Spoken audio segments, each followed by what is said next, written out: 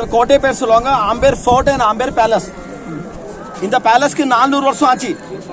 இந்த பேலஸ்க்கு டோட்டல் 3 ராஜா கம்ப்ளீட் பண்ணாங்க. Maharaja Man Singh first, Mirza Jai Singh and Jai Singh second. Okay, இந்த டவுன்ல பார்த்தா ராஜா டைம் பரேட் கிரவுண்ட். அப்போ இங்க தான் பரேட் ஆகும். மேலே பாக்குறீங்க இந்த வால் சைனா வால் மாதிரி கட்டிருக்காங்க. டோட்டல் வால் 12 கிலோமீட்டர் ஏரியால கட்டிருக்காங்க. அதெல்லாம் மின்னேகால் பேலஸ்க்கு சேஃப்டி கார்டி வால் கட்டினாங்க. யாரோ உள்ள வந்தானா மேலே பாருங்க சின்ன சின்ன வாஷ் டவர் இருக்குல்ல, அதுல ட்ரம் அடிக்காங்க. அதுல ட்ரம் அடிச்சானா அப்போ நாலு பக்கம் சவுண்ட் கேட்கும். அப்போ நாலு பக்கம் சவுண்ட் கேட்டோன்னா எல்லாம் ஃபைட்டுக்கு ரெடி ஆயிருவாங்க. அந்த மாதிரி சிஸ்டம் கட்டினாங்க. வேலைக்கு ஒண்ணுமே வரல. வேலைக்கு என்னதுக்கு வரல, ஜெய்ப்பூர்ல ஒரு ஃபைட் ஆகல. ஒன்லி அக்பர் மட்டும் இங்க சண்டைக்கு வந்தாங்க. அப்ப இங்க ராஜா என்ன பண்ணாங்க, அவங்க பொண்ணு கல்யாணம் அக்பர்ட்ட பண்ணிட்டாங்க, சம்மதம் பண்ணிட்டாங்க. பொண்ணு பேர்னா ஜோதாபாய். ஓகே, அந்த ஜோதா அக்பர் படம் பாத்தீங்களே, அது ரியல் ஹிஸ்டரி இங்க தான். ஓகே, அந்த லேடிஸ் அண்ட் பர்தா சிஸ்டம். பர்தானா முக்காட்டு. அப்போ ராணிஸ் எல்லாம் யார் ஜெயின்ஸ் மேல வர மாட்டாங்க, அவங்க மூஞ்சி காமிக்க மாட்டாங்க. இங்க மீட்டிங் நடக்கும்ல, மேலே பாருங்க 3 மார்பல் ஜன்னல் இருக்கு. அது ஜன்னல் ராணிஸ் எல்லாம் உட்கார் வேடிக்கை பார்க்குவாங்க. ஜன்னலுக்கு லெஃப்ட்ல ரைட் பாருங்க, இங்க ஜன்னல் இருக்கு, இங்க லோக்கல் லேடிஸ் பார்க்குவாங்க. அப்படியே இந்த பில்டிங் இருக்குல்ல, இல்ல 2 கல்ச்சர்ஸ் இருக்கு. 2 கல்ச்சர்ஸ்னா இந்து முஸ்லிம். மேலே பாருங்க யானை டிசைன் தெரியுது உங்களுக்கு, பிள்ளையார் மேலே யானை டிசைன், அதெல்லாம் ஹிந்து கல்ச்சர். கீழே பாருங்க டவுன்ல ஃபுட் டிசைன் தெரியுது உங்களுக்கு, இதெல்லாம் முஸ்லிம் கல்ச்சர். அப்புறமேல இந்த கேட் இருக்குல்ல, இந்த கேட் பேர் சொல்லுவாங்க கணேஷ் போல் கேட். கணேஷ் போல் கேட் என்னத்துக்கு பேர் வச்சாங்க, ஹிந்து ஜாதியில என்ட்ரன்ஸ் கேட்ல விநாயக் வச்சாங்க. பாருங்க என்ட்ரன்ஸ் கேட்ல விநாயக் பெயிண்டிங் இருக்கு. ஓகே, கேட் லேக் பார்த்தனா லேக் பேர் மவுட்டா லேக். மவுட்டா லேக் எல்லா தண்ணி மலை தண்ணி. மவுட்டா லேக்னா மவுட்டா லேக் பேர். கார்டன் சொல்ல டிசைன்ஸ் பாருங்க, நம்ம வீட்ல கார்பெட் போடுறோம்ல, அதே டிசைன் தான். அப்புறம் காதல் கோட்டை கூட பாத்தீங்களா, காதல் கோட்டை படத்தை அஜித்க்கு யானை மேல. ராதே கிருஷ்ணா. உஷா மாமி பஜன்ஸ் மூலம் உங்களை சந்திப்பதில் பெரும் மகிழ்ச்சி அடைகிறேன். பஞ்சத்வாரகா பெருமாளெல்லாம் சேவிச்சிட்ட பிறகு நாங்கள் போன இடம் வந்து ரூம்ஸ் இருக்கு பாருங்க. ஒரு ரூம் இங்க இருக்கு, ஒரு ரூம் அங்க இருக்கு. ஓகே, 2 வைஃப்க்கு 2 ரூம்ஸ் இருக்கு. சம்மர் டைம்ல ரொம்ப ஹீட் இருக்கும். சம்மர் டைம்ல இது பேலஸ் கூலிங் இருக்கும். கூலிங் எப்படி இருக்கும், கீழே பாருங்க காப்பர் பைப் லைன் இருக்கு.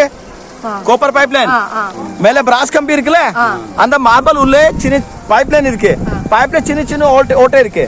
அதுக்கு பேக் சைடுல வாட்டர் டேங்க் இருக்கு. டேங்க்ல இருந்து எப்படி பைப்ல தண்ணி வரும்ல, கொஞ்சம் கொஞ்சம் கீழே விழும். நம்ம மேல நிக்கிறோம், எப்படி கொஞ்சம் கொஞ்சம் காத்து அடிக்குது. காத்து தண்ணி சேர்த்து ஃபுல் பேலஸ் கூலிங் ஆயிரும். ஏசி மாதிரி வேலை பண்ணோம். அப்புறம் ராஜஸ்தான்ல லேடிஸ் கல்யாணம் பண்றாங்க. கல்யாணம் பண்றவங்களுக்கு பல்லக்கில எடுத்து போறாங்க. இது பாருங்க பல்லக்கி மாடல். ஓகே, இப்போ உள்ள வாங்க. ஜெய்ப்பூர் பேலஸ், அதாவது ராஜா மான்சிங் அம்பர் பேலஸ்ன்னு சொல்கிற 400 வருடங்கள் பழமையானது. அந்த பேலஸ் தான் போனோம். அங்கே வந்து போகிறதுக்கு ஜீப்புக்கு 300 ரூபா, உள்ள நுழைவு கட்டணம் 200 ரூபா. அது போக எங்கள் டூர் ஆர்கனைசர் வந்து அந்த கைடு ஒருத்தரை வச்சார். அவர் வந்து தமிழும் ஹிந்தியும் தெரிஞ்சவராக இருக்கிறதுனால அவர் நல்ல விளக்கமாக சொன்னார். இதுதான் வந்து இந்த 1000 நிலவே வா, நம்ம எஸ்பி அவரோட அண்ணாவோட முதல் பாட்டு அரங்கேறின இடம், அடிமை பெண் படம் நடந்த இடம் இது. புரட்சி தலைவி அம்மா ஜெயலலிதா அவங்க நடித்த அடிமை பெண், அவங்க ஷூட்டிங் இங்கே தான் நடந்தது, இந்த பேலஸில் தான் நடந்தது. ஆமாம், இதுதான் இந்த ராணி எல்லாம் ஊஞ்சல் ஆடுற இடமா. அப்புறம் ஃபெஸ்டிவல் டைமில் இவர் சொல்கிறது அதுதான், கிலோ கணக்கில் தங்க நகைகள் போட்டு மெயின் ராணிக்கு அழகு பண்ணுவாளாம். வெயிட்டெல்லாம் தூக்கி நடக்க முடியாது இல்லையா, ஒரு 12 கிலோ 13 கிலோ. அப்போ என்ன பண்ணுவாரோ, ஒரு வீல் சேர் ஒன்று, அந்த வீல் சேரை வச்சு அப்படியே அரண்மனை ஃபுல்லாக சுற்றி காமிப்பாலாம். அந்த ராஜா மான்சிங் வந்து 12 பெண்களை வந்து திருமணம் செய்து கொண்டிருந்தான். 12 பெண்கள் அவனுக்கு அந்த புறத்தில், அது தவிர நிறையா, முக்கியமாக 12 பெண்கள். இந்த 12 பெண்களுக்கும் இவனோட மெயின் அறையிலிருந்து ரகசியமான ஒரு பாதாள சுரங்க பாதை இருக்குது. அவன் இன்றைக்கி டிசைட் பண்ணுவான், இன்றைக்கி எந்த ராணி கூட நம்ம இருக்கணும்னு அவன் டிசைட் பண்ணுவானா. மற்ற ராணிகளுக்கெல்லாம் தெரியவே தெரியாது இவன் எந்த ரூமில் இருக்கான், எந்த ராணி கூட இருக்கான்னு தெரியவே தெரியாது. அப்படி ஒரு வாழ்க்கையை அவன் வாழ்ந்திருக்கான். பெண்களை ஆக்சுவலாக பார்த்திங்கன்னா அடிமையாக நடத்தியிருக்கா அந்த காலத்தில். ஆக்சுவலாக அவளை வெறும் ஒரு போக பொருளாகவே யூஸ் பண்ணியிருக்கான்றது தான் தெரியுது. பொதுவாக இந்த டூர் அழிச்சுட்டு போகிறவா இந்த இடம் ஒரு எண்ணிக்கைக்காக கூட்டிகிட்டு போகிறாளோன்னு எனக்கு தோண ஆரம்பிக்கிறது. ஏன்னா ஓப்பனாக சொல்லப்போனால் என்னுடைய அபிப்பிராயம் சுத்த வேஸ்டான ஒரு இடம் இது.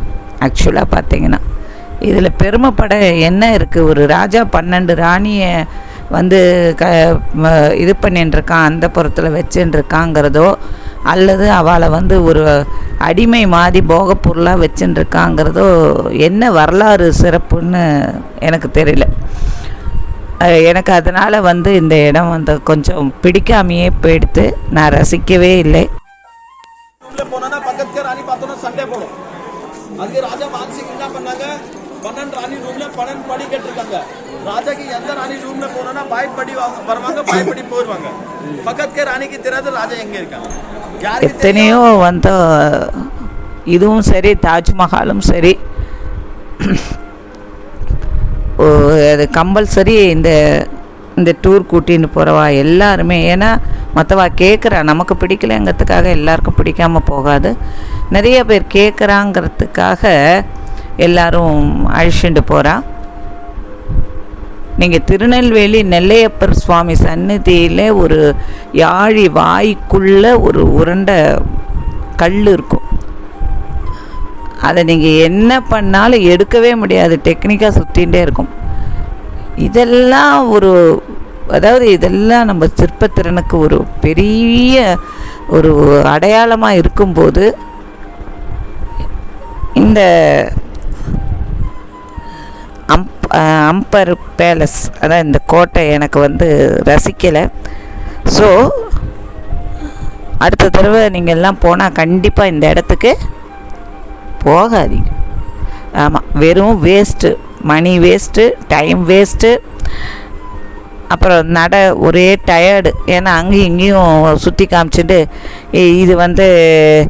இது ராஜா வின்டர் சீசனில் எப்படி இருப்பார், அப்புறம் வெய்ய காலத்தில் எப்படி இருப்பார் அப்படின்னெல்லாம் ஒவ்வொரு இடமா காமிக்கிறா.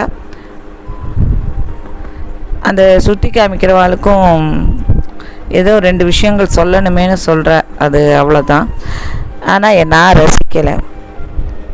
ஓகே, ராதே கிருஷ்ணா. மற்றும் ஒரு பதிவில் உங்களுக்கு பேசுகிறோம்.